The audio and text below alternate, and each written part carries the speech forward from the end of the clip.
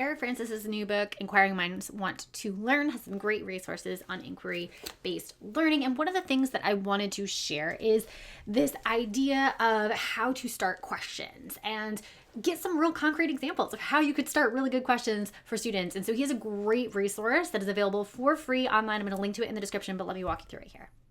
Here we go. This is the reproducible figure 3.1 from his book, where Francis really talks about the good inquiry questions and frames them in this way. So we have the essential kind of question category here. And so there could be foundational, understanding, deep, or expertise as kind of your 4 levels of learning. I'm just going to zoom in here a little bit.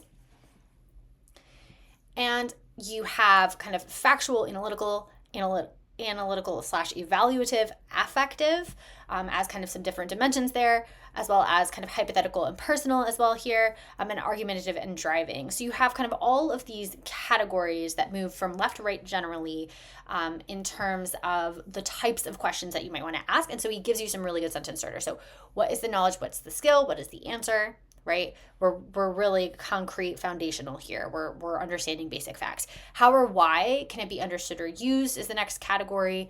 How or why could it be understood or used at kind of a deep level is here.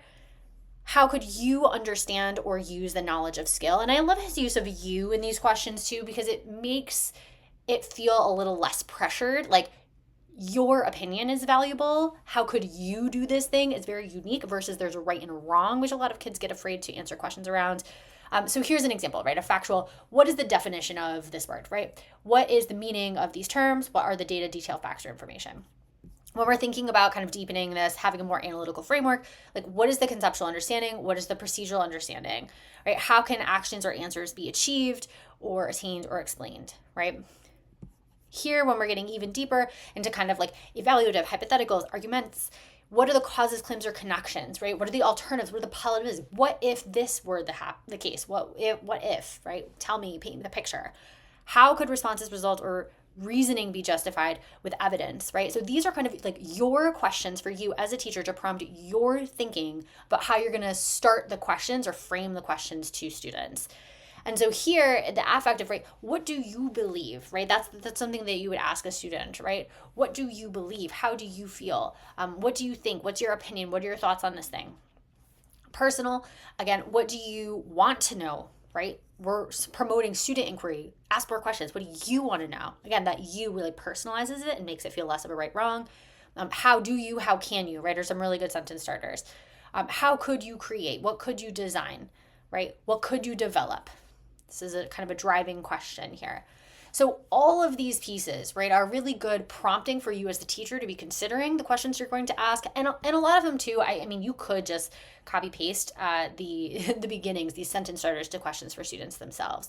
But this is available online for free for you. I'll link it in the description.